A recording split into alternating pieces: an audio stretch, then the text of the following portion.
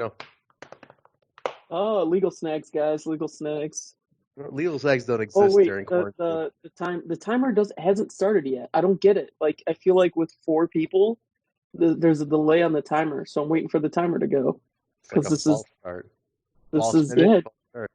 it's a false start. This is a dusty finish going on over here. How do we know if we're actually going here? I'm literally looking at the timer to freaking start. The timer. Watch, this is all on the episode, and we're not gonna know. No, makes for a great thing. Charlie's hammered, drinking Modelo. I went to go get my other one. Legal snags, official legal snags. Official legal snags.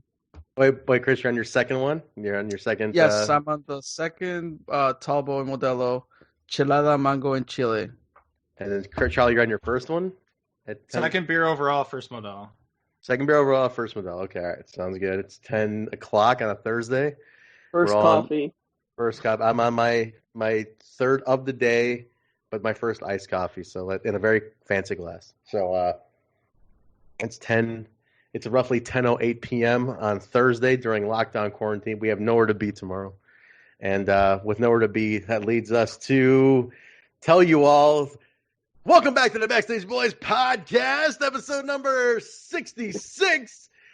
This is Trent, my co-host, Basil. And we are joined by two of our dear friends, two of our best buddies, two of the greatest guys. No, we don't hate them at all. Two of the greatest guys in the Chicago wrestling, who probably do more for Chicago wrestling from the fans' eye and for so many fans and independent wrestlers than anybody we know. Charley and Cris, two heels and a face in the house for the Hot Tag Part 2 podcast. What's up, gentlemen? Oh man, thanks for the compliment. I'm doing well, and it's thanks for having me and us, and it's always nice to be on the other side and just kind of sit back and relax and let you guys do the heavy lifting. So I'm looking forward to that. Relax, sit back, Chris. I'm enjoying, guys. I got to get an insight to the palace, the Romero Palace today, right? And I got to see what this man, the legendary mask collection, is incredible. I got to see that today, and I'm very impressed with what I'm looking at because we're doing this on video. I ended up making a makeshift green screen for my conference calls at work because I got tired of explaining to people what are luchador masks and why do I have so many. And so I'm like, yeah, I'm getting a green screen and I'm faking a bookshelf in the back and nobody needs to ask me more questions. But because I'm with you guys, green screen's out the way. This is the best green screen I could ever ask for, actually. I see lucha masks spanning decades. I see Funko Pops, autographed photos. There's like street signs that should not be inside a house, but they're inside of a house. 2 signs in a house for tools in the face right here. This is I like it. Very nice. So guys, just so you know, before we start this one, if you haven't already gone over to Two Heels in a Face, go over to their feed, listen to part 1 of this Hot Tag podcast. This is what we do. This is our third one together. We've done the JLMTs before, last couple of years, where they do one half, we do the other half. We're kind of doing it now. This is the quarantine edition of the Hot Tag podcast. So that's the tag, the official tag. Ref did not see it though. Unfortunately, you weren't holding the tag rope. Both feet on the floor or on the ring, hand on the rope, and then you have to know that. You have to have both feet on the mat, learn this from hand Nate. On the rope, and you have to tag over the top rope. See, that's the thing, though. AAW is Pro Wrestling Redefined, so I did not know that was a rule. It's a rule. Nate's very particular about telling us these things. There was a huge debacle, and there was an official WWE ref that even chimed in on this. So yeah, Nate had a back and forth. Well, there was a back and forth. Nate was on it, and then Jason Ayers, right? That's the WWE ref. He jumped in to clarify the rules too. It was a whole thing online. But anyway, guys, go over to Two Heels in a Face, their feed. Listen to part 1 first, and then come back over here. Download them both, rate them both. Don't forget while you're at both feeds. So anyway, we're going to continue. What we're doing here tonight, guys, 4 of us are getting together. We're watching a bunch of AEW classic matches. We did 2 of them on the Two Heels in a Face podcast right before this taping. Chris, you want to recap which ones we did on you guys' show? Yeah, we went down memory lane on 2016 defining moments, Chris Hero versus Fenix, And Homecoming 2017, Drew Galloway versus Sima Ion, known as DJC, now known as Joaquin Wilde. Very nice. Charlie, you want to just tell everybody kind of what the idea is behind the hot tag, like we started this a couple years ago, but you want to just kind of give them a little background on what this was? Yeah, I think there's many benefits to it, and I guess you could say like competitive advantages. One, we like talking to each other. Two, we are both putting 2 episodes on different streams and thus almost sharing like followers or fans, if you will. So like, or cross-referencing followers and fans. So new people, hopefully some people are hearing my voice for the first time. That would be a positive, because Absolutely. Then you probably say, oh, yeah, there's a guy who sounds annoying, me, and then there's that guy who has a cool luchador mask, Chris, and you're like, oh, I'll give him a shot. And then you head on over to that's the number 2, heelsandface.com, and you check out our stuff, and vice versa. As we both grow and expand, we're both picking up new people, but do those new people know about all the goodness that goes on in the Chicagoland wrestling world, and how in depth you guys cover AEW, and then how much you guys cover behind the scenes, something that we're not privy to. So it makes our podcast completely different, and you kind of get the best of both worlds. And we talk a lot about freelance and Zello Pro and things like that. So yeah, there's the benefit of just kind of getting the whole kit and caboodle here and being introduced to 4 swell guys. Yeah, real quick, I want to sidebar, and then Chris, I'm going to ask you a question, because I want you guys to give a little bit of background on who you guys are, just for anybody who is hearing for the first time. But you mentioned freelance. I want to just talk about just for a second. We got our first bad review on iTunes, and the guy was dogging me for saying, he's like, well, this podcast is great. I mean, like, it's good, but then like Trent doesn't know anything about any other companies in Chicago, just AAW. So if you want just his perspective on AAW, it's fine, because like Basil knows about the other ones. But if you're looking for Trent to give you perspective on AAW, you're not going to get it here. I was like, damn, dude. Like, that's why we literally have a system. Like Basil, we have a system when it's like not a show I've been to or watched. I say I'll anchor it, and I'll ask you the questions. Like, usually it'll be like Basil and Nate. I'm like, you guys tell me, and I'll kind of anchor the fan perspective of the questions. But then this guy went in hard. He just dug a hole, just dug my grave and threw me right in, man. 1 star. I was like, brutal. Trent, honestly, we haven't had a ton of trolls. We've had a couple trolls, but honestly, if you have a troll, it's a sign that you're doing something really good. Oh. I don't know if you've ever heard the phrase "the world loves 5s," but no. I heard it once from Alex Rodriguez, A-Rod, and I think it's great, because if you're a 10, people try to bring you down, and if you're a 1, people try to build you up. And so I think you should take it as a compliment as your first troll. I'll tell you what. I'll take it for his play count numbers. You want to keep listening, playing the show. I'll take your play count. That's fine. Yeah, I like that saying though. It's pretty interesting. Listen, if you don't know, Trent is live streaming almost every day. He has many Impact-related podcasts where you can get his perspective, not just AEW. The guy has a band where you can hear him also talk with his band. You can hear his album. I mean, Trent, come on. You can't be everywhere at all times. I'm trying to turn into a media mogul, but we'll see. Working on it during this lockdown. But real quick, before we start, guys, tell us a little bit about yourselves. Chris, let me start with you. Just who you are. Just for anybody hearing you for the first time, who you are, a little bit about the show, and then Charlie will get a little background on you as well. Then. Yeah, so I am a fan. Like, one of my first engagement with independent wrestling, I had gone to another promotion and tested that out. But what really drove me into independent wrestling was going to AEW, like, for sure, 100%. Mm-hmm. I started going to AEW, and after that I started exploring other promotions. So I just try to make it as many shows as I can. There's, Gali shows that they were running, weekly shows. Like, I would try to make it to those, etc. So I just love being in that atmosphere. I miss it now, definitely. Like, just being around, you and that's how we got to know each other too. Like, you're around the same people, at least once a month, more than that sometimes. And I just like being in that atmosphere. I like, enjoying wrestling with people that enjoy wrestling as well. and it's just a time where you just don't have to think about anything else. You're there to enjoy the show, and that's what I love about wrestling. That's what I miss about wrestling. And as far as a podcast goes, Two Heels and a Face, where we keep saying that wrestling is a buffet. Like, I haven't watched WWE in I don't know how long. I'll pick and choose what I want to, but that doesn't mean that I'm not a wrestling fan. I just choose not to eat from that, from that plate. Like, right. I'll go eat somewhere else. And the sad part is that after this whole Corona thing, like, buffets might be over. Like, actual food buffets might be over. Isn't that crazy? I didn't even think about that. Oh my gosh.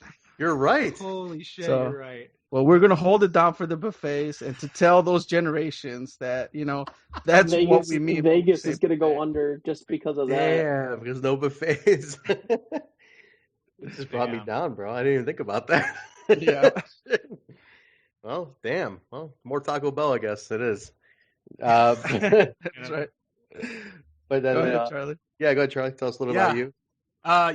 Thank you, Trent, for asking such selfless and pointed questions. That's not sarcasm. And we probably should have did the same to you to properly introduce you on our podcast. Although, yeah. So I'll have to do a quick write up to do that. But I don't know, man. Two Heels and a Face. I met Cris through AEW, and I think that it's become usually like when I do a hobby or I do something, I burn out on it, and I haven't burnt out on podcasting and in the independent wrestling scene, and it's great. And I love chatting with Cris. He's a great person. And the thing I think the thing we like most about our podcast, and the thing that keeps us going and what got us into it, is just honestly shining a light on the local scene. It's like, where is the least saturated market that we can go to and we can talk about just something completely different, and it never feels like a job to us because we're always talking about the things we enjoy, which is the independent scene. So we just dove headfirst into that. We've been doing this for multiple years. We've met fantastic people at shows like both of you, and even more people. And it's like to piggyback on what Cris said, it's become that those secondary friends and family you see at least once a month, and you get to experience a natural high with them, and a high off of Modelo's too. So, I think what keeps us going is honestly just the love for an independent scene and shining the light on like matches and people that need more love. Very nice. No, that's the big hook for you guys, is that you guys, I mean, it's funny. You guys talk to people that other people don't, like the normal podcasts don't interview. You guys interview the independents, the ones who need that shine, need that boost. So it's great that you guys have been a big part of helping the Chicago scene get more exposed, get more out there, doing a lot for different companies. I mean, and the thing is, you guys don't discriminate. It's like, you're not just like, well, we're going to favor one over the other. It's you guys work with everybody, and I think that's something to be said about that you guys get along with everybody. It's honestly, I want to mention that for a second. I think that's one of, yes, I'm tooting our own horn here, but I think that's one of the hardest balances to do. And we've been in rooms before where we've been in rooms with people on a Tuesday and people on a Wednesday, and the people on the Tuesday and the people on the Wednesday necessarily don't like each other. And we're kind of because it's, a lot of people in the Chicago wrestling community support each other, but at the end of the day, some people are competition as well and competing over the same talent. And it's a delicate balance to hear both sides of the story, keep your mouth shut for one, and also just try to steer away from the negative stuff and steer towards highlight what makes them all these promotions so different and unique, and what strengths do they have, and just let's talk about that, and let's not talk about all the gossip behind it, unfortunately. So it's hard to do. It's a hard balance to do, and we're still perfecting it. So imagine that with podcasts and having to deal with that with real backstage bullshit that I have to go through with all the different companies that I'm at. Poor guy. Nobody trusts him. Everybody thinks he's a mole. Every locker room thinks he's like working for the other one. Actually, everybody hates me, and it's hilarious. I love it. Everybody's like, "Well, you have cliques within cliques, and I generally get along well with pretty much everybody. So it's just like, yeah, I hate that person. Yeah, I hate that person. I'm like, cool. Yeah, I agree. And then I just forget about it. Strange world, guys. Kind of like that. Yeah. It's a strange world, clicky. A lot of you get your moments. So you got your really good people, you got your fakes, you got all sorts of stuff, man. But such is the carnival business, you know. This is a touch into it. But cool. Let's kick it off. Let's go talk a little bit. So we did some other matches. We talked on 2 Heels in the Face. Again, if you guys haven't heard part 1, click over there right now and come back to this one. So go to 2 Heels in the Face podcast over on all major podcast platforms. But let's kick ours off. We're going to talk 2 AEW matches. We're going to start off, guys. We're going to go oldest to newest, right? So we'll do Michael Elgin versus Zack Sabre Jr. This is from, I got the date here. Wait a minute. And Chris, if you got the date in front of you, go ahead and take no prisoners 2017. 2017, I don't have the date. I got the date right here. May 6th, 2017, Logan Square Auditorium, guys. This was pretty epic match. Now, one thing to note that I noticed here, and I probably had this number back then, but I didn't have it until then, and I'm looking at it right now. The actual capacity listed for the show was 545, which, if anybody knows the Logan Square Auditorium, that is considered a capacity violation. 2 big words. 545 is a capacity violation, which So I thought that was really funny. That's one of the as my good friend Danny Daniels likes to say, pack them in like sardines. Put them if they want to come in. If they want to come in, let them in. Just don't block the fire escapes. That's the main thing to watch out for, guys. Don't block the fire escapes. So I thought that was funny. 545 was listed as the capacity on this one, which is a full house. I'm talking, as Mike Pavlovich likes to say, nuts to butts, full house in this one. So this is a standing room only, but this was a very hot crowd. ZSJ is extremely over in AEW. I can tell you why.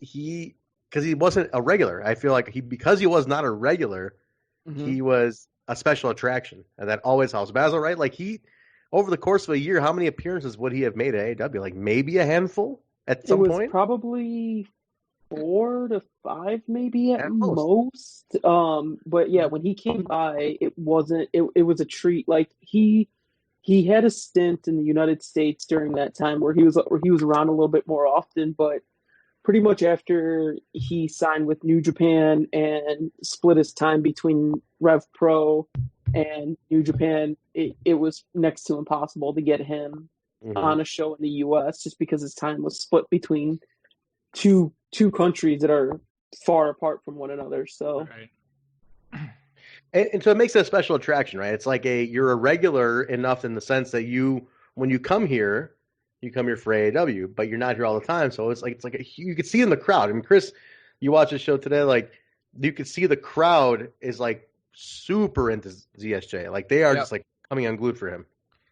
I mean, I did not know about CSJ. I think, and correct me if I'm wrong, and I don't know if you know this, but his first appearance was against Tommaso Ciampa in a kind of also like last minute put together match at the Logan Square Auditorium. Yeah, so, Basil, you got to confirm that one. Was that Ciampa? Was that his first one? Nate's gonna kill us for this. Every time we don't know a detail, like I get the message the next day. Fenix's first match was Ciampa. That was the opening match because Ciampa had to take a flight.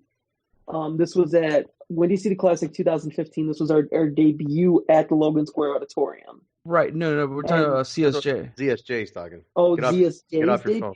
I thought you said Fenix. Get off ZSJ's debut. He's talking. Oh, I don't know what ZSJ's debut. I don't. Well, all right. I don't. Well, because I know he was getting. It was a last minute announcement. I think it was supposed to be Callahan versus Ciampa for the title. Callahan couldn't make it because of Lucha Underground tapings, so CSJ got put into that slot. And I remember vividly asking, like, because I heard a lot of buzz about CSJ during that week. I'm like, all right, what do I need to know about this guy? Because I don't know much about him. Yeah. And people are like, we don't need to tell you anything. Just go and watch and enjoy. And ever since that one match, like his style was so different, so unique. People in the crowd already at AEW knew his chants. And, like those European chants that he brought along with him. So this match was, and this also happened at a moment versus Elgin, where Elgin had so many, good matches on a streak. Like he was building himself up. so much that you had like the perfect storm, and that's what this was. This match had this was a complete example of building to a finish. It was, they started off with a little bit of a bang, but then you see they start off hot, and then they kind of settle it into it, and then it was just like a perfect build. And then there's that point in the match, but like I talked about in your episode, available at Two Heels in the Face podcast on .com. Yeah, we said on the website. But there's the point in the match where the two performers know they have everybody. And again, you either go from there and you either take it home, you do what you got to do in that little window you have when you got them on their feet. And like I said on the other episode, I'm like, at that moment, it's either going to be it or it's going to be shit. And that's the moment to take. And you can see that in this match, particularly, you can see that moment.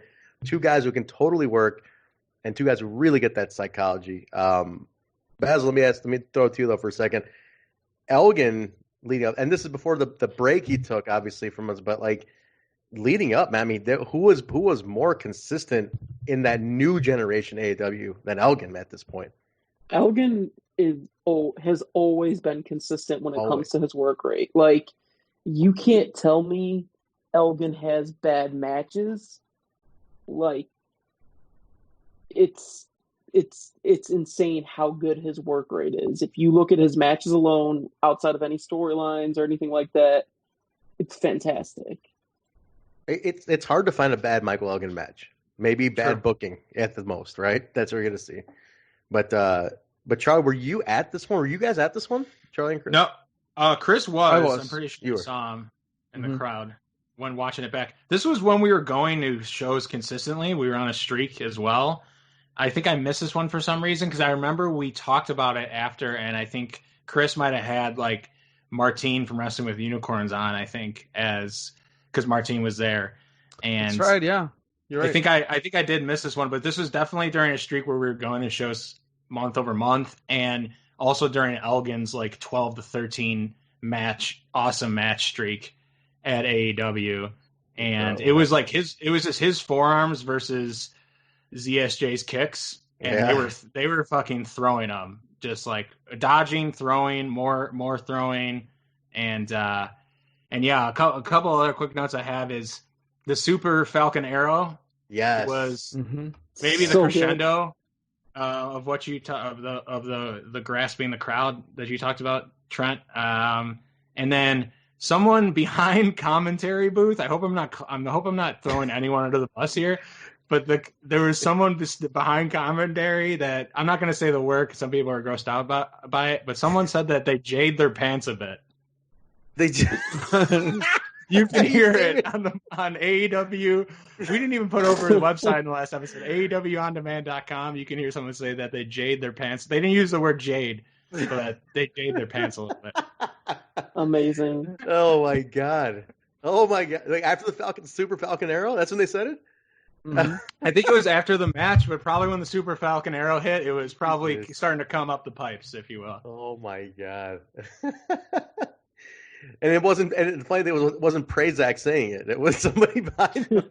It was I don't even know who was on commentary during this one because this one I know Phil Colvin was there for sure. It's by St. Holmes and Phil Colvin, I think.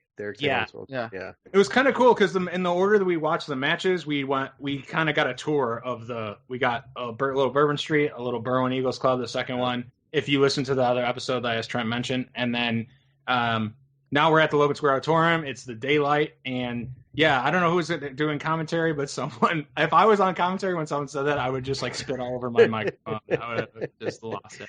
Like, you better stand 10 feet back from me, pal. Jesus. This one also was a when at the Logan Square Auditorium, it's considered a balcony sellout because I remember during this one particularly, one by one, the boys started coming out to watch this one. Like there's always some who were always watching and studying and watching the show, but it got to a point. I distinctly remember this that they were going in and people were going in and going, "You guys got to come see this." Like there was, I mean, and to me, I always love when the boys respect each other that much. When they're like, "You guys got to come watch this," and like one by one, people start coming out to watch this match, and it was literally like a roster sellout in the balcony. It was phenomenal just to see that happen. So, No, just to cap out again. Like Elgin was on such a streak before having to take a break from AEW, but like you said, it was like a dozen matches that were just perfect. You know, he does not have bad matches. And to point out that this was not a main event. Not a main event. This is the middle of the show. You know, this totally just snuck up on you, and it was a 4-star match. Like that rated like one of the must-see matches of the year. So definitely one to check out. If you haven't seen it, guys, it is on demand. AEW. Go. Hey, mid-show here, plug you guys have a new promo code. For I guess we should say that. Chris, you want to plug it? AEWOndemand.com. Use promo code 2heels for 30 days free. Number 2 heels. Yep. You got 30. Yeah, so get 30 days free. AEW on demand using their new promo code, and so you guys are officially part of that. So, but no, definitely a mid-show match, not a main. It was sandwiched between Colt Cabana versus Ethan Page and the David Starr and Eddie Kingston match. So this was kind of, again, I mean, you're like firing on a lot of cylinders on this one, and there's like so much building up to this show, and it's like, man, how the hell that was just in the middle of the show is nuts. So really enjoyed it, man. And they went almost 20 minutes. That's pretty good. Almost good. 20 minutes. And so one of the things that I did notice was that fans were throwing money at the ring. Normally that happens when you have a luchador, right? Yeah. But, you know, maybe because the AEW crowd was so used to having luchadors at this point so often, they understood the culture, what it meant, and this match just blew everybody out of their seats. So people just started throwing money. Like, so Elgin at the end was just putting together all them, you know, dollars that were crunched up in the middle of the ring. I was really hoping you said that. I saw Jimmy D folding up all the dollars and putting it into his pocket. That scoundrel. Very cool, man. Basil, any closing thoughts on this one, or just in general? I mean, this match got a lot of press. I mean, Meltzer even picked up this match, and he usually doesn't pick up too many. He didn't even pick up too many indies during this time. Yeah, I mean, it was all WWE and New Japan were like the main ones that he was always focusing on. So, and it got a lot of extra eyes on it, which was dope. So, this is definitely one of the biggest selling DVDs we had too because of this match internationally. I remember, ZSG obviously having the international reach. This ended up becoming, you know, That's a fun fact. Yeah, I'm not a big fan of a Meltzer and the Dirt Sheet guys, but I will say these guys do have they do have a following enough that if he says a guy over in Japan like Zack Sabre is having this kind of killer match, this is a match worth checking out. And so it did really well. So it was definitely one of our biggest selling DVDs because of that match. So that led us to a lot, which was really, like I said, a nice little fun fact. Yeah. Those are the. I gotta point out one of the commentators for Freelance Wrestling. His name's K-Mel. I don't know his first name, but I know him by K-Mel, and he is chock full of like statistical records and Easter eggs and things like that. So yeah, and you kind of just busted that out in terms of like best selling DVD. So yeah, that's cool stuff. Yeah, I like that stuff. Those things are cool, man. Those things are nice little factoids to have. But cool. Any other closing thoughts on this one? Anybody? Overall, just good talent, good stuff. It's 100% worth a watch for free. Absolutely, it's worth your time. Yeah, definitely grab the guys. Grab the code. Grab the 2 heels, the new promo code for AEW on demand, and be sure to check it out. The whole show is actually really good. I mean, Charlie, I gotta say, like this Take No Prisoners 2017. I'm trying to remember the artwork for this one though. It was like Sammy on the top, like Sammy holding the belt, and like it's reddish. Is that the one? It's reddish. Yeah, it's reddish. I remember it had a ton of people on the poster. It was like all of your staples. It was like all the staples that carried you guys for basically those years. And then I remember, I remember maybe talking to like the besties in the world, and they were like looking at the poster and they were just like, we're the only guys on this poster that aren't fly-ins or something like that. But it's just like, it is like star power to the max on the poster and like all the staples. And yeah, it's a really cool, like almost like post-apocalyptic reddish. Yes, that's the one. Okay, that is a great poster. Yeah, it is. I mean, Sammy, ACH, Trevor, Bobby Fish, Colt Cabana, Ethan Page, Elgin, Sabre, David Starr, Eddie Kingston, Chuck Taylor, Trey Miguel, Stephen Wolf. I mean, like, look at these names: Penta, Keith Lee, I mean, AR Fox, Jesus. Phoenix, the Chris brothers, Sammy. Like all these, most of these guys are on TV. You know, it's insanity to me. Just total insanity. I know that's like a lot of NXT guys right there, and like everything. I mean, NXT, Impact, AEW, everybody's on this. Every that's fucking great, man. That's cool. Yeah. It just shows you the company is, you know, Danny, to his credit, Danny he has a pulse on what's out there, what's hot. For sure.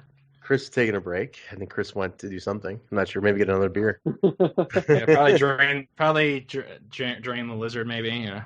A little bit. I get a view, guys. You guys can't see this because you're listening on audio, but we have a visual of Chris's trophy room of masks. I'm trying to make out the autographs in the back. I see Jake the Snake, and I think is that DDP or Canyon on the left. And I think Kurt Angle, is that Kurt Angle above that? I don't remember a Canyon, but why does it look like Canyon? It looks like Canyon, but it doesn't. Why does it? I see the Dudleys. The Dudleys for sure. Mick Foley with a signed sock, I think. Yeah. In the frame. Mr. Cannot... Sacco. Who is the one next to Jake the Snake? Basil, you have a visual on that? Yeah, I'm trying to. You got eyes on it? Definitely Kurt Angle, Dudley's, Jake. Hold on, I need to switch to. I know the one that's to the left of Mick Foley. Kurt Angle is Dudley. Veda Scott. Veda Scott, okay. Yeah, I don't know who's under Veda Scott. We're trying to figure this out, guys. For anybody listening on audio. That looks like DDP. I thought it's DDP. Oh yeah, I think it's DDP. That's DDP. That's why it's not a DDP or Canyon. That's 99. No. That's WWF DDP. Short hair. Oh, really? That's WWF. That's WWF DDP. Where did Chris meet DDP? Charlie, you would know this. It's probably Squared Circle. I don't know. Did he come to Squared Circle? Yeah, dude. So check this out. So I've never met DDP. DDP comes to Squared Circle, and you know him. He's the health guy. So he's like, I'm not going to have any of this GMO stuff and whatever. So the only thing on the menu that he has, and he's sipping on freaking Patron all night. Patron's gluten-free, bro. It's gluten-free, no GMO. No GMO. Let me show you how to do this downward dog pose, sun salutation. No GMO. He's like the only guy went to GMO, bro. Only guy went to Squared Circle and didn't have a burger. It was DDP. All right, next match, guys. Let's kick it to the next match. Chris, we were trying to figure out your autographs on the back wall, and we could tell like Dudley's, Jake, Kurt Angle, and then we were like, was that fourth one? I'm like, is that DDP or Canyon? The being DDP. Yeah, it's DDP. Where'd you meet him? That's WWF DDP, right? I met him at Blitz. That's in Joliet. Joliet. Oh, yeah. Yeah. Wow. I think I went to the last 2 or 3 Blitz, like their big Blitz shows. I can't remember what they were called. Can you just confirm if that's WWF DDP? That looks like 2002 DDP. Short hair. Yeah. Is it? Yeah, that's short hair. He had short hair. Jacket had the lightning bolts and all that stuff. What about? I think that's a WCW photo that towards the end. That looks what it looks like to me. No, see, the reason I bought it, I thought it was a Basil Mahmood photo, but I guess not. Visual license. All right, how about this? Before we move on from the photos, it's that Veda Scott at the top. It's what that's Veda Scott. Yeah. Who's underneath Veda Scott? I can't tell who that is. CM Punk. Okay, I can't even see that. Oh, that looks like that's an ROH. 9. Oh, ROH CM Punk. Wow, okay, dude. All right. You like wrestling, don't you? ROH. You like wrestling, don't you? And I don't know if you're able to see like underneath at the bottom. It's all the Lucha Underground. Yeah. What do you got? Yeah. It's Melissa Santos, Rey Mysterio, Taya, Johnny Mundo, and Vampiro. Isn't there a Pentagon right there? Vampiro. There's a Pentagon. I don't know if you see it, but yeah, there's a I have the Pentagon that I have. It's from the Cero Miedo AEW show. Oh, that's Penta, great. the half Penta, half Tommaso. That's a Dude, great that match. show was so crazy because the show got announced at the Bourbon Street show, and they're like, "Hey guys, we're gonna add this show." The Thursday We night had show, five- wasn't it? Yep. yeah, The Thursday. Thursday night Yeah, show. yeah, And yeah. you had to be in line early so you can get access to the show. That was a hot ticket, man. Dude, So- we couldn't buy tickets. Yeah. We couldn't buy tickets at the show, and there was like 2 weeks. It was 2 weeks after that Bourbon show, and we packed that place. That's another fire code violation there for sure. For sure. That's one of those where you just asked the Berwyn police to look the other way just for a couple hours. That was packed to the brim, man. Yeah, that was a lot of fun. Thursday night, I remember that. That was 20. God, when was that? 2016. 2016, yeah. Yeah, 2016. Yeah, wow. I'm actually remembering some of these years now. All right, next one, guys. We're gonna talk about it from the Jim Lynam Memorial Tournament, the JLMT T. 2018. DJZ versus Ray Fenix. This was a very, very, very awesome match because these are two guys who are completely like DJ. I've noticed, Basil. I'll let you talk this a little more. DJ is the kind of guy that if you give him a challenge, especially in a lucha-like situation, he will do whatever he can to prove any doubters wrong that he can hang. Dude, DJ is money. Like I believed in that guy from when I met him at that when we were talking about how I met him at Squared Circle on your guys' pod.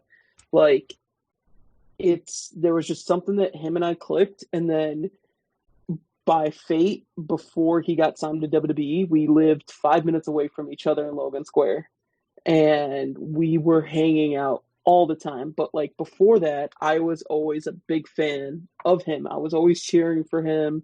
I was always like, dude, you're dope. Like, it's great. It's great to see you here at AEW more often with your actual DJ gimmick. And him and I just clicked. And then he was actually the first day on the job I took promo pics of before I knew how to do my job.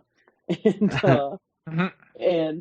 no, it was great. Like him and I just have such a good history with one another. We still talk all the time to this day. Like just because he's in Florida at WWE, like because he lives with Moose in Orlando, so it's like I talk to Moose all the time because of work with Impact, and then I always check in with DJ, and we always just see how each other are doing and stuff like that. So that's someone who I considered an actual friend in the business. Like we were road wives. Like towards the end of it, it was multiple states. So like what we did in New Orleans for Mania weekend was insane. We did 3 shows. He had 3 shows in one day, and we were driving back and forth. Like he would wrestle his match. He would still be in his gear, but he would just put on like a jacket, and we just run to the car with his now fiance, and just drive to the venue. And I don't know, were any of you guys in New Orleans? No. Oh, Yeah. dude, fuck. Those venues were 30 minutes apart. There was WrestleCon, and then there was WWN's thing where they had Progress, Spring Break, the Evolve stuff, the Super shows, and it was just back and forth. And I remember he had an Evolve show, then we went to the Impact Lucha Underground show, and then back for Spring Break. And it was crazy, but it was just all those times of when I think of DJ, I think of him as a person first before I think of him as a wrestler, but he's a fantastic wrestler, and I'm happy to see him finally get that payday, baby. He's a good dude. He's probably the most genuine guy you can come across. Like he really is. He doesn't treat you, even when you're a fan, he doesn't treat you like just a fan, buy a shirt, whatever. Like he really is a good dude, man. He just comes from a good background. He's got a good heart. So I like him, man. And yeah, I do find it amazing. It's almost like really funny. Like him, DJ and Moose. DJ and his fiance share a house with Moose and his fiance, and it's like this is a reality show in the works. Like this has to be a reality show. It's like you just imagine this dynamic that just happens with these four people. But great guy, man. I miss DJ a lot. I definitely would love to have seen him again, but he became such an icon in Chicago wrestling after moving here. Even before, he was at AAW years ago. Basil, he was coming to what, 08? He was coming to AAW? Yeah, dude, he was around for a long during the fucking time. The hairspray, the hair gimmick, and everything, like the Shima Zion. Oh, wow. I mean, early, like when his first Impact run, like even before his first Impact run, because he went there as the hairspray thing, and then he had the whole incident with that guy. What the hell was that guy's name? Where he fell on his head. Basil, remember this? Yeah, dude. He landed on the guy's head. The guy got paralyzed for a while, like, and then it kind of derailed DJ at the time, and then came back around, reinvented himself. He's been through some ups and downs, man. I respect his struggle a lot, to get where he is. True. So. I mean, just in the two matches that we covered today, one in the two heels side and this one, like you see the transformation of DJ. Yeah. Oh yeah. He still remains the risk taker and showstopper, whatever you want to put on, whatever title you want to put on him. Like he steals the show and he gives it his all. But just his character, very different from entrance gear to in-ring, gear. So he's evolved and he still provides you that entertainment at the end of the day where you're like, yeah, he could fucking walk out of that show with the best match. Mm-hmm. Yeah, no doubt. That was really well said. I think it's ironic that we in the first episode we had featured a Fenix and a DJZ match, and now we're ending with a Fenix and a DJZ match in the same match. So let's talk about it. They're kind of the MVPs of this hot tag, if you will. In a way, yeah. My first note. We didn't want to overlap initially. Sorry, we didn't want to overlap initially, but these, when I think of AEW matches to give to people, these those two matches are the matches that I recommend all the time. We bring it up when we talk about in AEW chats and stuff like that.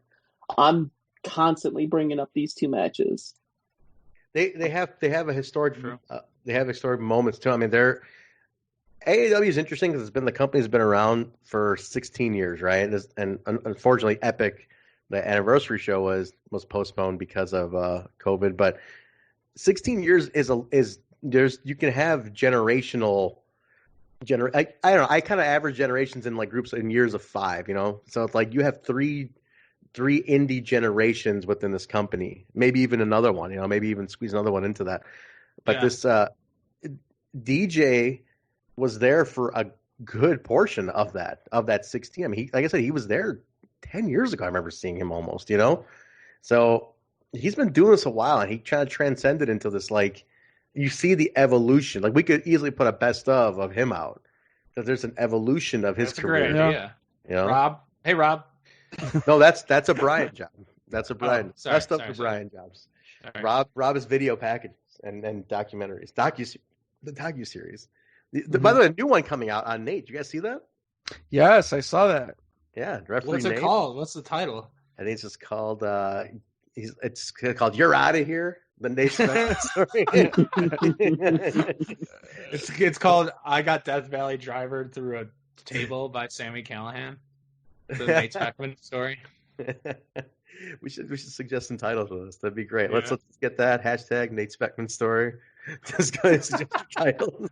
No, I think it was very surprising. But he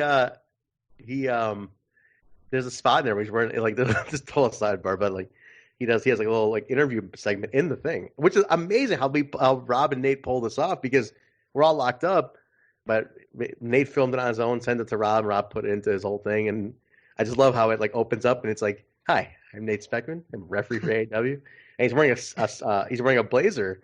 And I said, Nate, I would love if the backstory to this is that you have no pants on while you're doing this. If you Easter egg this by telling us you were not wearing any pants during the filming of where everyone's assuming you're wearing a suit. I'm gonna love that. So I'm looking forward to continuing the cruise series that we're doing. But all right, let's talk about this match, guys. DJZ, Ray Fenix, JLMT 2018, Logan Square Auditorium.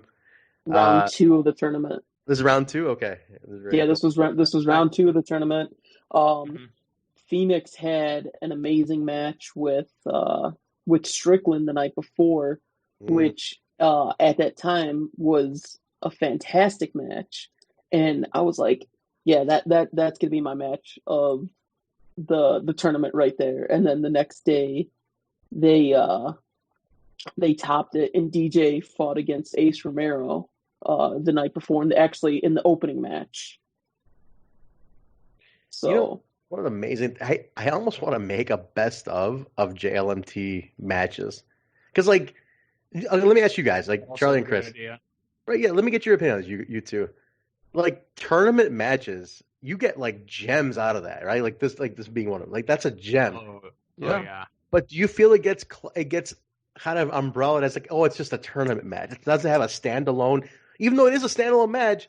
It never gets considered as a standalone hit. Well, that's where the difference lies. Like, because there's certain matches where I'm like, okay, we're gonna get a bunch of matches tonight, and we predict our outcomes or whatever. But the matches that allow you to get lost in the wrestling, in the story that they're telling in the ring, you forget completely that they're part of this tournament. Like, it's what makes it great. Like, I remember this being night 2, and it does, as a fan, it does take a small toll, but you're in it because you're like, I'm there for the tournament. I'm going to be there both nights. Yeah. And you're watching, and DJZ is a great wrestler, and so is Ray Fenix.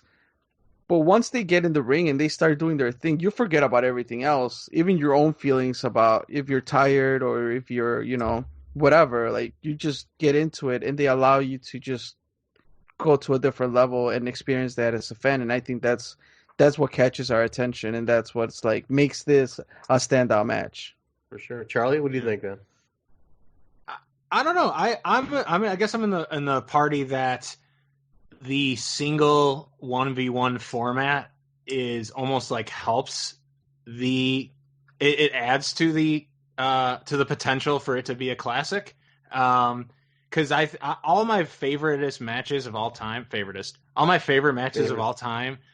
are always, I think that the purest, truest wrestling matches are just straight up 1v1, like straight up singles matches. Sure. It's the best match type for classics. You get the best matches out of it. All the favorite greats are just like straight singles matches, or most of them, I think. I mean, out of this tournament, sorry to interrupt, but I just remember, didn't we get a great Colt Cabana match against Josh Alexander? Was that 2018? Go to that. No, it was 2019. It was last year, wasn't it? I was saying it wasn't 2018. Yeah, 2019 was last year. That's what I thought. Was it? Yeah. Maybe. Okay. I might be wrong. It was the most recent one, whatever that one was, right? Whatever that 19. one is. Wasn't that the most recent one? Yeah, it had to be 2019 was the most recent one. Yeah. But the Colt Josh Alexander one, that was last year, right? Yeah, that was because Josh only came back last year. Yeah, that's right. Yeah. But you're right, though. Like, that's another match. Yeah. So, and that's another point too with the Colt one. That match was pure. That was the definition of like professional wrestling, in my opinion. The simplest storytelling. It was fantastic, and I think outside of a tournament, it wouldn't have been as special because inside of a tournament, you were convinced that Colt Cabana could upset Josh Alexander, and when you're picking the tournament, I know we put our Smarky Smark, to quote Marty and Sarah, put our Smarky Smark fedoras on when picking the tournament. I fill out a bracket. We all fill out a bracket. And we already are setting that expectation that there's no way Colt's going to beat Josh Alexander, and then he almost does it. So, I don't know. I'm in the party that, like, the tournament makes the singles matches feel more special. It kind of tease it up to be a classic a little bit. Very nice. That's a cool point, man. I really think, like, a best of out of a tournament would be really cool. Like a tournament series is kind of a fun way to highlight these gems that just sometimes maybe, I don't want to say forgotten, but just get lumped in and overshadowed a little bit sometimes. If we remember the JLM, the second JLMT. JLMT. Yep, that's right. I believe there was it Chris Hero versus Zack Sabre Jr. match in there? Yeah, man. Is that the final? Maybe no, maybe not. No, that wasn't the final. No, it wasn't the final. No. That was But- 2016 you're talking about? was Yeah, I that? have to hit up the interwebs for that one. Yeah, but I remember that match being on there, and it also was like an instant classic. Like, so yeah, like a best of JLMTs. I'm down for that. That'd be kind of cool. This one was great. There's a spot in this one I want to mention. There's a spot where I think DJ gives Fenix a reverse hurricanrana, and like he spikes Fenix so hard, and I was like, how did he not break his fucking neck with this? Like it was so wicked. I was like, how? Like there's no way you should be getting, because you usually see a guy try to like, take a little brunt of it on his arms or like cushion it somehow. It was purely just, it was head to mat. I was like, what the fuck? Like that was so wicked, man. That's the one that always stands out to me in this match. That's a hard move to make look believable. Absolutely. That move to make look like 100% believable. Sometimes they can do it like 80%, and then you're like, oh yeah, that's enough. Let's still go. Like it doesn't take you out of the zone. But that was one of the best. Like they call it a poison Rana or whatever you want to call it, like a reverse Rana. That was one of the best. Like I don't know, it was a mix of like their flexibility and just their athleticism, but it was one of the most believable ones that a man could catapult another man with his legs by his head. Cris obviously is a big fan of lucha wrestling, as evidenced by 77 masks. Actually, how many masks is it in the room there? I think it's close to 25. 25. All right. For the sake of, like another lucha legend, Conan says, never let the truth get in the way of a good story. Okay, so as far as the audio listening public is concerned, it's 77 masks that I'm looking at. Like Fenix, obviously, like we were talking about this earlier. Let's kind of recap this on this show. We talked about earlier about how Fenix is this generation, in my opinion, this generation's what Rey Mysterio did for lucha and from the 90s to the generation after him, what he inspired. I feel Fenix is doing that now and over the last 5 years. I think he became that next guy. And we thought of how he was overshadowed by Penta a little bit, but can you expand on that, Cris? I know you brought that up initially in the last episode. Yeah, I mean, it's definitely been talked about how Fenix sometimes gets overshadowed by Penta and the Cero Miedo gimmick, but Fenix, and I could agree with you to a certain degree of Fenix being the next so-called Rey Mysterio.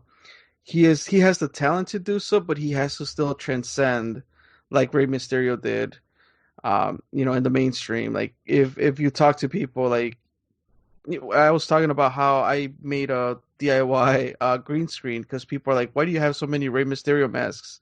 It's like, well, it's not all fucking Rey Mysterio, bro. But so I have to explain it all and whatever. So, like, I think, he has the potential to get there.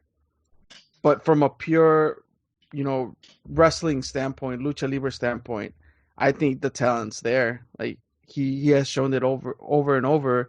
And he just also needs to have those single matches so he can shine and people can actually see Fenix for who he is and not a lucha brother.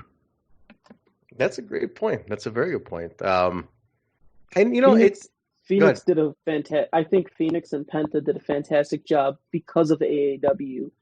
I mean, they had a feud. They were a tag team. Mm-hmm. I mean, the best is when Fenix was heavyweight champion and Penta was the heritage champion, and we had them and LaSalle face off each other. Yeah, LaSalle. I have that poster on my wall back here. I have that Fenix mask. Oh, you bought it from him that day? You got it? Yeah, the white when Fenix was all white. Yeah, and Penta was all dark. Yeah. That's sick. Yeah, that's one of my favorite shows, and that's when Basil and I were really like teaming up on producing. This is before Rob, yeah. This is before Rob. This is when I had to do video and photos. So yeah, Basil and I were like, that's like my favorite LaSalle show. I would say it's like I have like my favorite shows on my wall so far. A couple of them. Mm-hmm. That's definitely one, and that's a cool poster too. I think it's a really cool ass poster as well. But that was. I took a photo of that night, and it was just like, Cris, you probably remember it, that moment where they just faced off, yeah, and they both held the belts like against each other's belts. at one point. Oh, that's such a beauty. That's one that I don't wish know we who had. took the picture in the back. There's a picture of them in the back posing together with their respective titles. Keith took that picture. Keith took that picture? That's all over the web. Like anytime I look up, whether it's Penta or Phoenix, like I come across that picture. Which one was that? Let me see. Hold on. So let me see. Is it labeled as an AAW picture? Phoenix AAW. I think I know the picture. Is it black and white or no? Color one, right? Yeah. I think I know what you're talking about. I think I've seen this picture, but yeah, that one got out there, man. Oh, here it is. Yeah. This is it. This is LaSalle. No shit. Wow. Yeah, I think Keith did take that one. Yeah. Like it's on his phone, like just something to have. Crazy, man. On a flip phone. Flip phone, yeah. Keith Lipinski, the Nokia special, the Nokia Razor. A Motorola Razor, I should say, sorry. No, definitely. Keith Lipinski would be on a flip phone.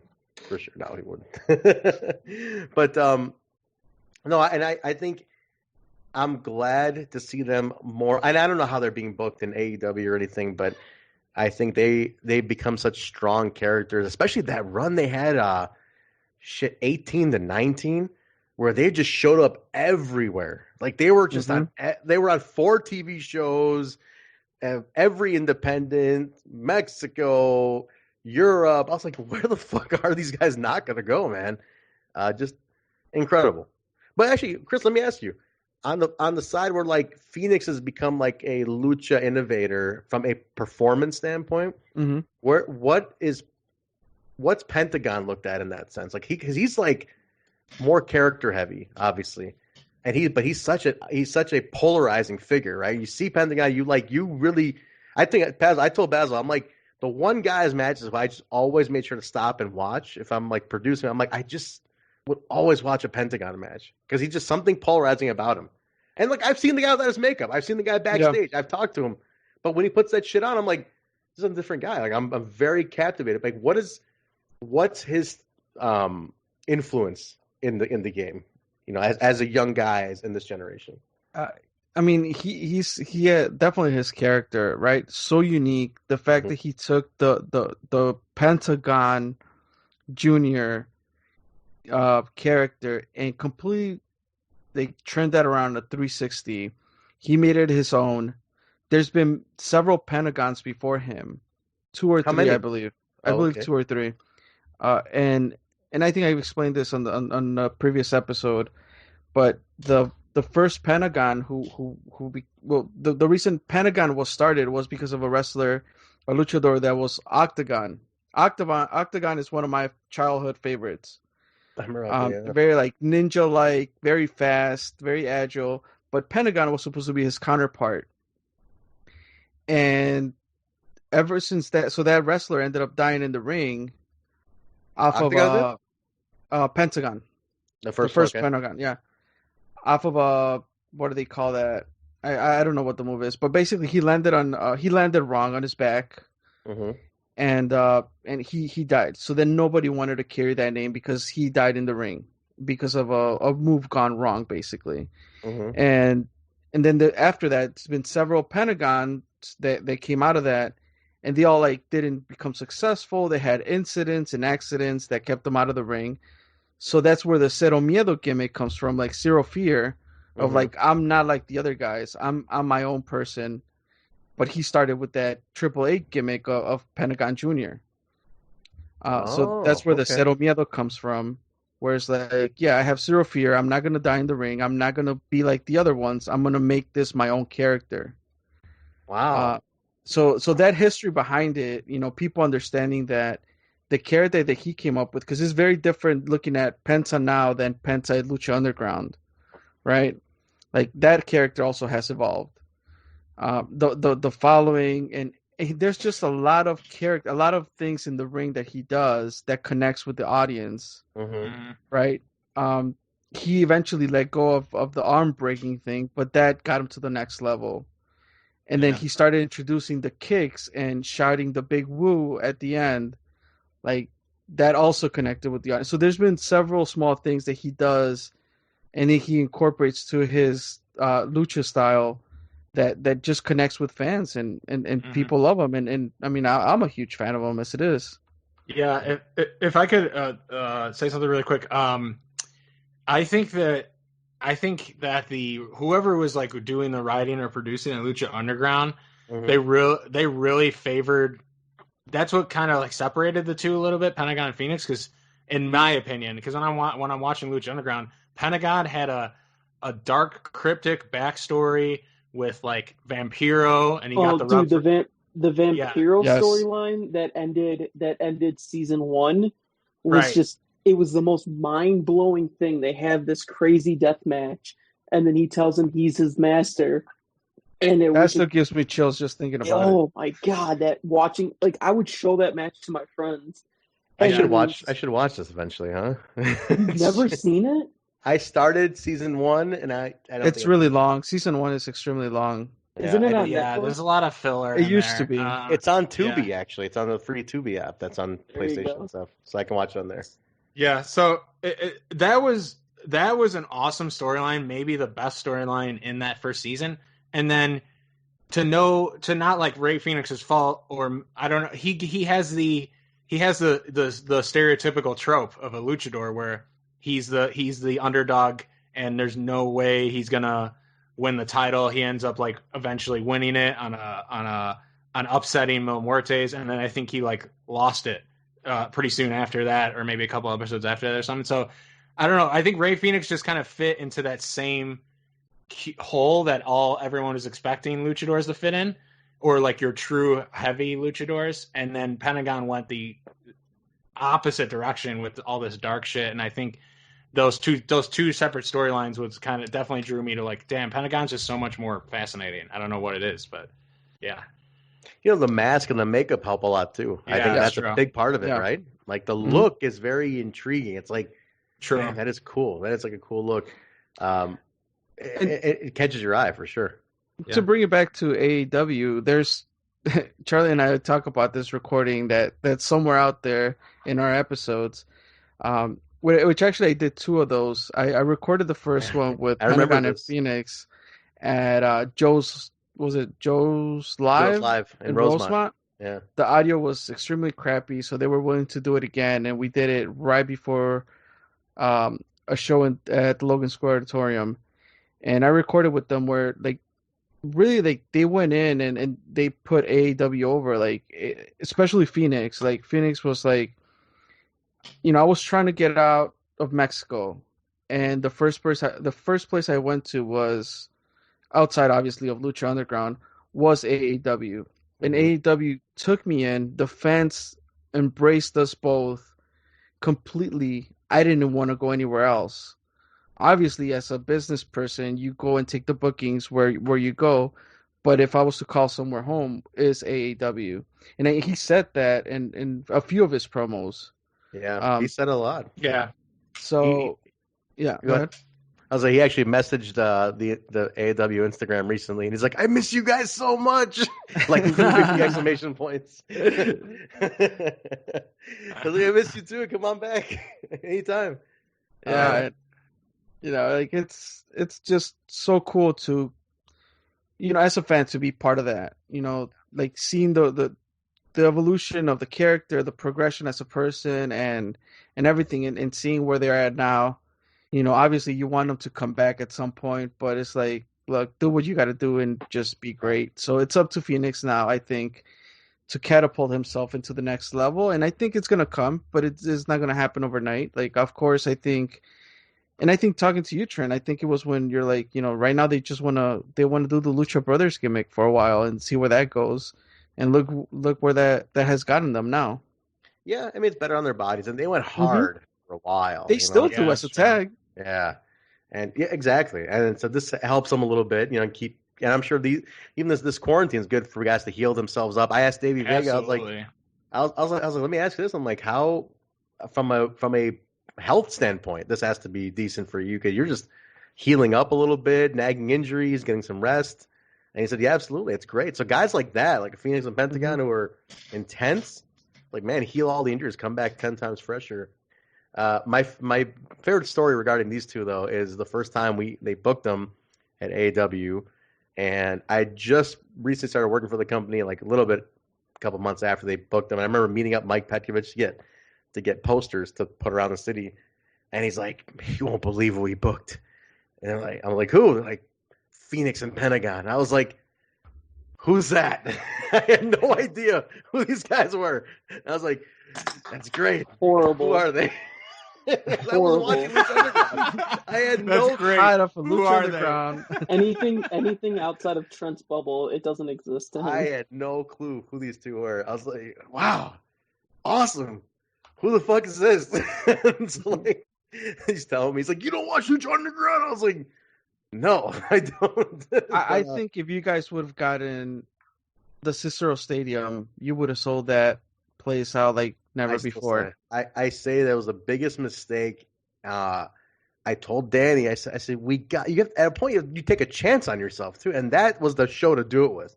Yeah, that would have been the one. When they City Classic 2015? 15, yes, dude. I'm telling you, that could have been the one. Shit, or if we did them the match within LaSalle, seize the day, we should have done it at Cicero Stadium. Penta and Fenix, one of the early matches against each other. Shit, man, would have been awesome. But no, they turned into absolute legends for the city. They love AEW. I got to know them well, and they're just nice guys, man. I mean, and yeah, Chris, to your point though, that snippet interview, I found it years ago or whatever, years ago, and it was you on your phone, right? You just like quickly, it was in Spanish. Mm-hmm. It was in Spanish, and I think, did you translate it? I did my best to translate it afterwards. Yeah, I remember that. It was a little translation for everybody who didn't speak Spanish afterwards. But it was cool. But you guys, I mean, you got to know him pretty well. Like, you would talk to him. You got some masks from him and stuff. And, like, they always treated you well as a fan, yeah? I talked to him, and that's the cool thing, that they would remember their fans, right? Like, I got to talk to him after the Chris Hero match that we just talked about. And he was telling me, he's like, he's a big motherfucker, but, you know, we pulled it out, and I thought it was great. I felt great. He's like, do you think... I remember him saying, like, so do you think it was okay that I cried a little bit? Oh, wow. Because he cried a little bit in his promo after the Chris Hero match. Yeah. He's like, I'm like, nah, yeah, bro, like it's all good. He's like, yeah, it's because it's always been my dream, and that's why he was so excited and thankful to AEW giving him that shot. Yeah, they're very genuine guys. Basil, you got to work with them other places too. Impact, you did their Impact stuff. You did MLW, right? Impact, MLW, AEW, everything. Yeah, like Warrior everywhere. It's really cool. At like the bigger places, especially like AEW and stuff like that, just to see like friends of mine that we all came up on the indies together, and it's a very and same with Impact as well. Like, it's just when you're on that bigger stage, it's a camaraderie thing that you can't fake, and it's something that I tried to push when I first got to like Impact and stuff. But it's just like, with the wrestling business, you see so many people, and consistency is a better tool than anything in this business. I mean, these guys were used to seeing however many photographers or staff members or whatever throughout the year. So they would see us maybe a dozen or so times. But when you see these guys consistently, and there's certain people that like, oh, I'm happy that you're here on this level. And when you get that satisfaction, and that includes with production people, refs, wrestlers, just everybody, it's a nice accomplishment feeling. And when I see them, they're always they come suit and tie, and they're dressed to the nines, and they look fantastic every time they come. And it's just good to see them in that stage, and they're resting their bodies. They're not killing their bodies like they used to. Yeah. And it's just like, that's big. And everyone's like, oh, they don't go as hard as they need. Nobody goes as hard as they need to when they're on compared to the indies in any company. Yeah. Because that's not how you keep wrestlers long term. You want to keep these guys 5, 6, 10 years. You don't want to keep them for 2 to 3 and then they're done. Yeah. And Charley and Cris, you guys weren't in Texas, but when we had that scare with Fenix in Texas, yeah, Oh man, I actually was watching live with I believe That the was unicorns were here. uh-huh. We were watching the show live. Man, That was wild. Yeah, I think That we was- received word pretty quick. Maybe like Mhm. Chris texted me or something, or yeah, I don't know. The word I remember word traveling fast on that though, and it was like, no, I think he's okay. Chris, I think Chris texted me. You think you might have texted me to ask me, right? Probably. Yeah, I think he checked with me. It was like, what happened? Is he okay? It was scary, man. It was pretty scary Yeah. at the point in time because he was in back, and it was there was this guy who thought he was a doctor who wasn't a doctor who was calling all the shots, and it was like, What? I don't know that. oh, dude, there was some guy. He was local. He was like part of the ring crew or something. I don't know what he was, man, but he was. Yeah, he was ring crew, and he was also like a medical personnel or something like that. No Like, Nurse but- Nicole for sure. She was not there. But this guy was like a holistic doctor or something. I don't know what he claimed he was, but he could speak Spanish. I remember that. Which he was like this, he was like this white dude. He was because you didn't expect him to. He like busted into perfect Spanish though. Like did not expect it. He was like this holistic looking like this cult leader white guy, and then like just started breaking his Spanish like perfectly, and it was like communicating with him. And like telling him to like find his inner peace, and he's like, "Find your soul. Find the light. It's okay. Breathe. It's okay. It'll be okay." And then somebody went up, just like, "What the fuck are you telling him?" Somebody said that to him. It's like, "What the fuck are you telling this guy?" Then, I don't know. It was. I don't want to say it was funny, but it was like scary for a while. Yeah, But, no. Holistic medicine is fine, but yeah, definitely at that time we At probably that- not need a at that moment, chiro man. or someone. Like at that moment, the someone who guy knows. potentially has a neck injury. Like the last thing Yeah. he wants to hear is like find the light and let the sun rays guide the spirit soul into the unicorn land. Like the fuck are you telling him, man? Like holistic medicine's fine, but like if a guy's got a neck stinger and he can't move, he's not gonna he's not thinking about nature. You know, Right. it's not working right now. Time and a place for sure. Also, it was like who the fuck are you? Where did you even come from right now? Like you just appeared out of nowhere. This guy's sitting on the floor, like he's laying down this like makeshift gurney. Like where did you even come from right now? Go take the ring down. I don't have time for this shit.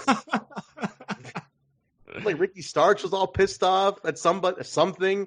He like it was ridiculous. Like everyone was so angry at that moment. It was such a tense moment, man. But he was okay. Luckily, he worked out to be okay. There was a tag title change, right? That was Myron and That's Lucha Brothers won the tag title. they won the belts. Yeah, they won the belts that night. That's a Owen Hart Stone Cold type moment.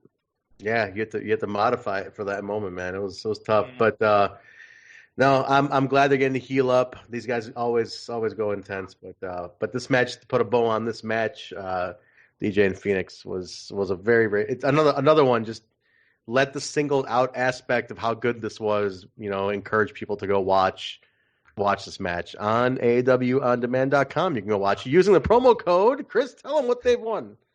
2 heels.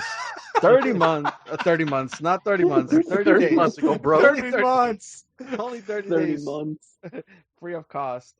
And as so taking it back to the match of DJC versus Rey Fenix, Bill at the end says DJC is the Lucha Brothers conqueror, and that is because DJC beat Penta at the Logan Square Auditorium for the Heritage title, and then beat Rey Fenix in this match to move up in the tournament. That's a good point. Holds two clean victories, man. Good old DJ. Yeah. The cool part about the match between Fenix and GJZ was it was a good time for a roll-up victory win. Like it was a good time to do a roll-up win. Yeah. Especially in a tournament. Because in a tournament, as we're finding out with the Buffet Bracket 2020, I hope you guys have been voting. I did vote. Shameless plug.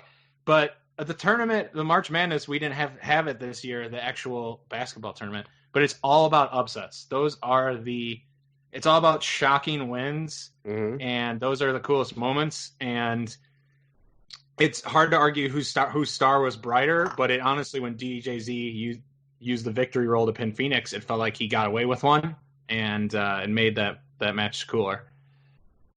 To me, when a match is always interesting when the guys throw everything at each other, like everything. But what beats it, what ends a match is it's like one of the simple moves, like a victory roll, or like what you didn't see coming, like hit the guy with like 15 hurricanranas and flips and brain busters, but it's like, man, like the roots of it to a small package is what got the guy, or a victory roll, or something like that. You know what I mean? Just those are because you're not thinking that. You're thinking like one of these dynamic moves is going to be the one that finishes it, and then it's like, oh shit, back to basics. That's what took the guy out. So it's always interesting when that happens. It catches everybody off guard too, which is fun. But cool, man. Well, that was guys. That was our little retrospective, our little 4-match retrospective between the two shows. Don't forget, if you're listening to this first, forget everything you just heard. Go over to twoheelsandaface.com and listen to part 1. Listen to part 1 where we do 2 other matches. Then come back here and you can re-listen to this or just kind of piece it together in your mind.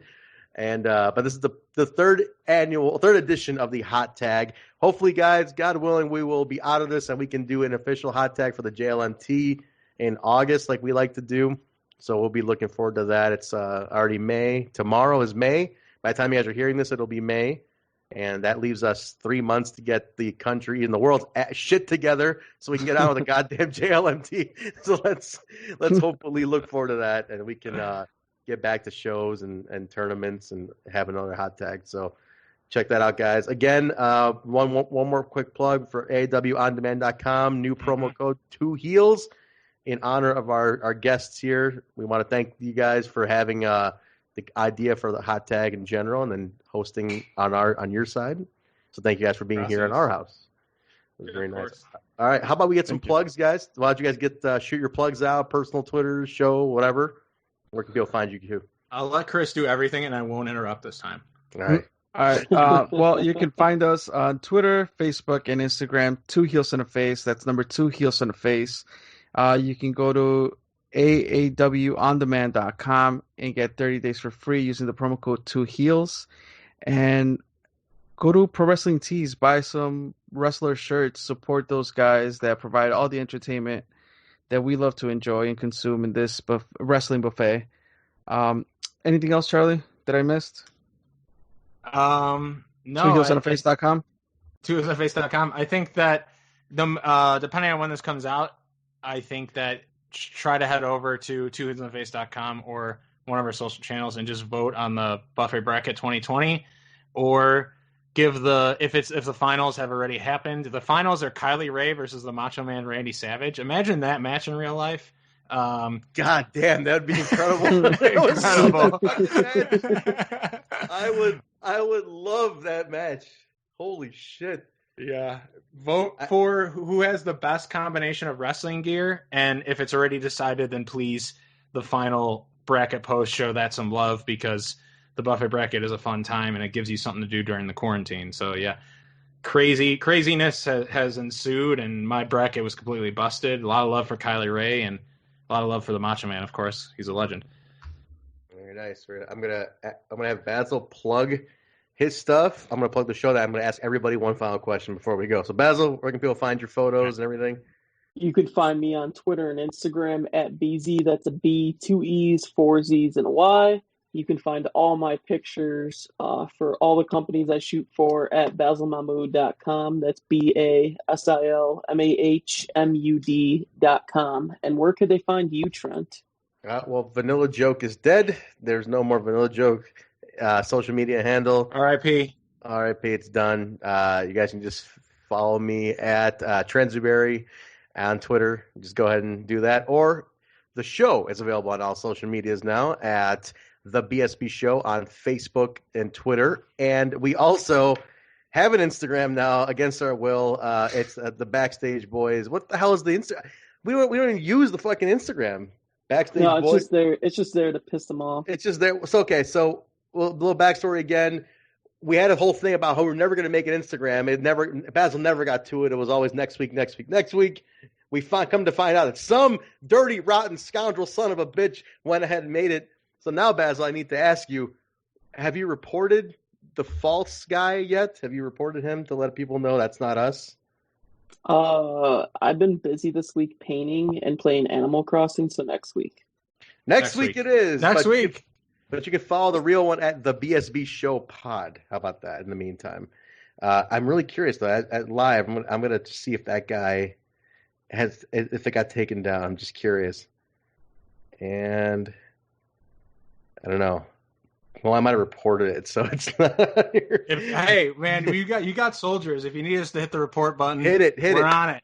He's the fake one. The one with the picture of us is the real one. The fake one has like nothing on it. Report him. Get him taken down. Yeah. Okay, real quick, guys. Since you robbed, thumbs up, thumbs down. Since you robbed Macho Man and Kylie Ray, I'm gonna ask all of you right now. What's your favorite Macho Man moment? What's your favorite Kylie Ray moment? Start with Charlie. Oh fuck. Okay. My favorite Kylie Ray moment, I think, would have to be.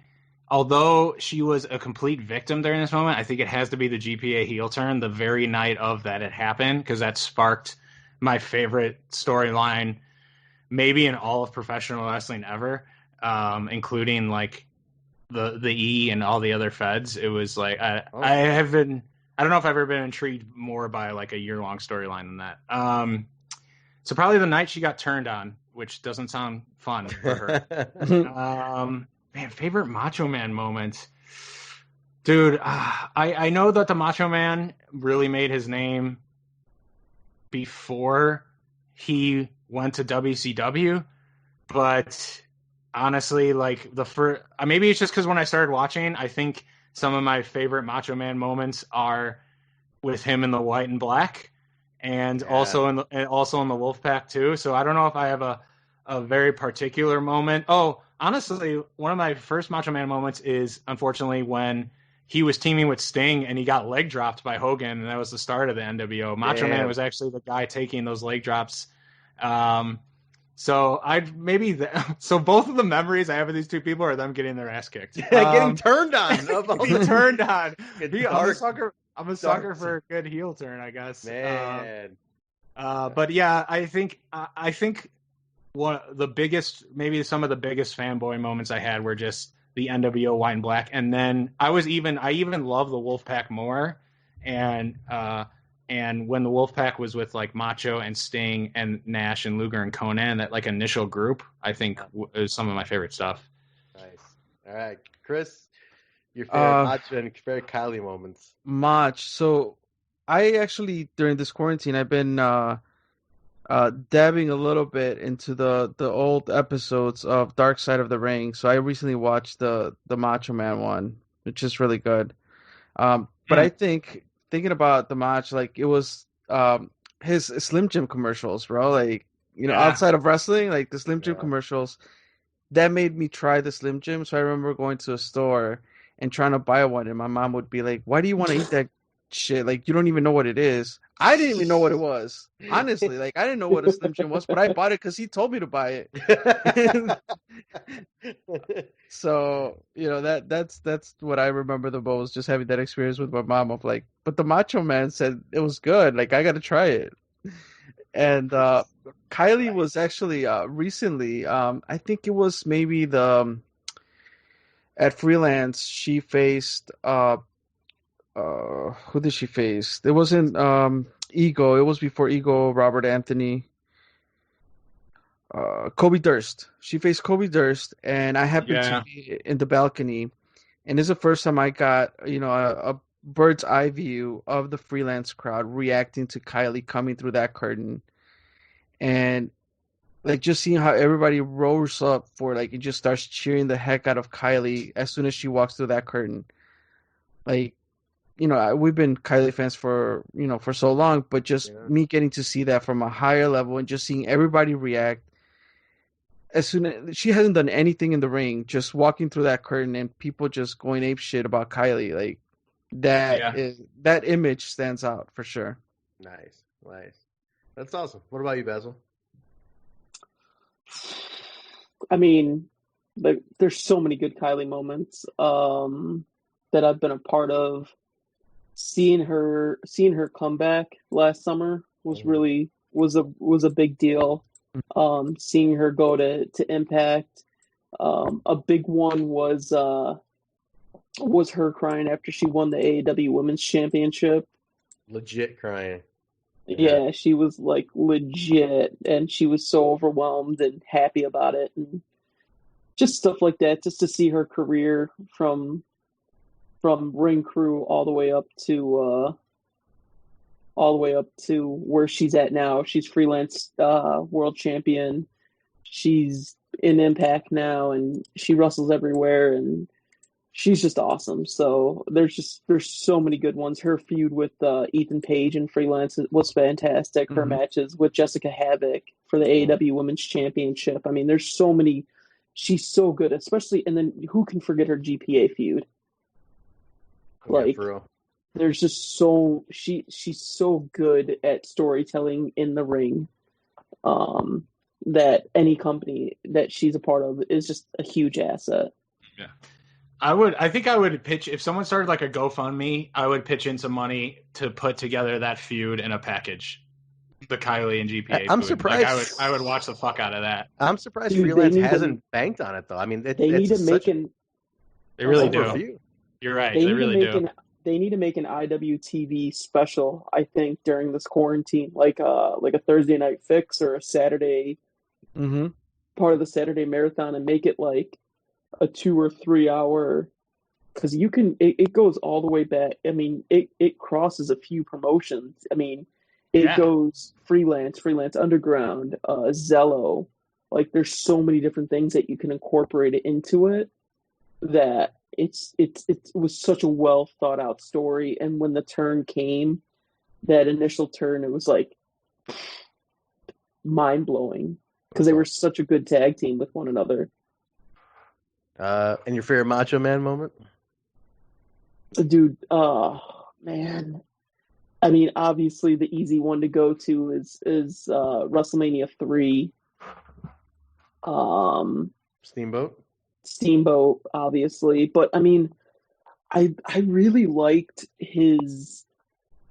I really liked when he went to WCW, and he it was kind a good of run, man. Yeah, he reinvented himself as part of the New World Order.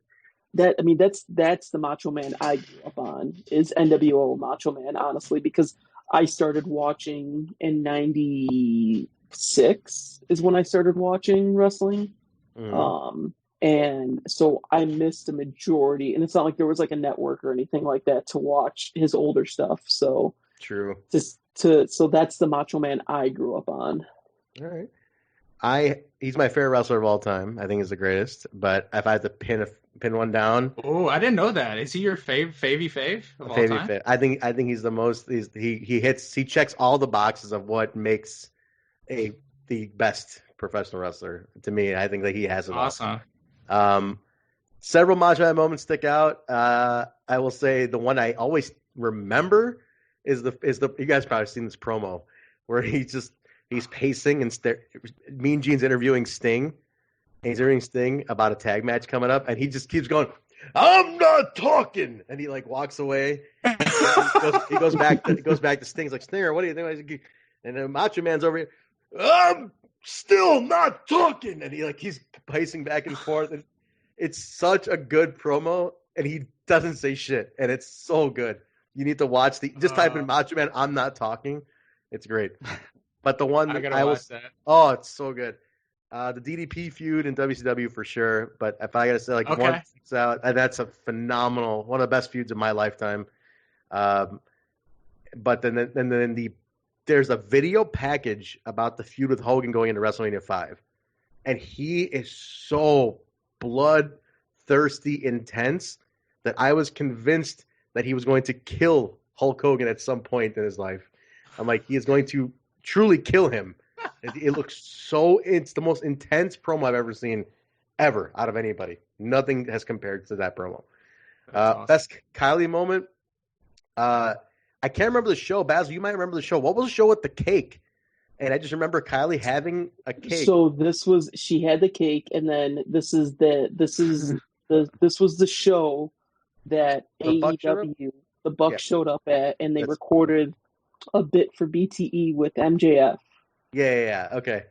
And there was a cake, and I just remember like Kylie ended up with the cake, and then she's just like walking with it, and I was like in the middle floor of Logan Square Auditorium, and she's like she comes up to me in a very Kylie way. And she goes, "Do you want to have a piece of cake with me?" And I was like, "Yeah, sure." And we just cut the piece of cake and just shared like a moment having a piece of cake. And I was like, I just ate a bite out of the cake. It's just nothing. Yeah, nothing in the. This is pre-Corona days. Yeah, pre-Corona we could do that, but nothing in the ring. My bare moment just share her going, "Do you want to have a piece of cake with me?" And she just like, and we sat there eating a piece of cake, watching them film the segment. That was it. I was like, "This is great." Also, a good Kylie impression by you. Was it? I gotta say, I also did love when she mysterious, she showed up at Bound for Glory when nobody knew she was going to be there. Basil, you remember this? You were there. Yeah. Like nobody knew she was going to be there, and all of a sudden her like name appears, and like you see like the Chicago crowd like, what the? Ah! It's such a good like. She's what? You know, it was nice to see her. It was after her little like break that she took, so it was pretty cool to see her. But all right, guys, we're gonna wrap that up. Don't forget to check us out on social medias. Basil's going to report the fake pod. When is it again, Basil? When are you going to do that again? Which one? You're going to report the fake Instagram? Next week. Next week it is. All right, guys. That's episode 66. This always gets confusing because it's a hot tag, but we end up labeling it just one episode.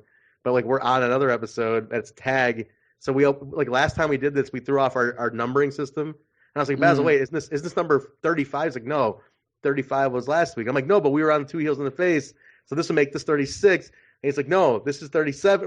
We're all fucked again. But as far as our numbering goes, it's 66. But, this is 66. Right, 66.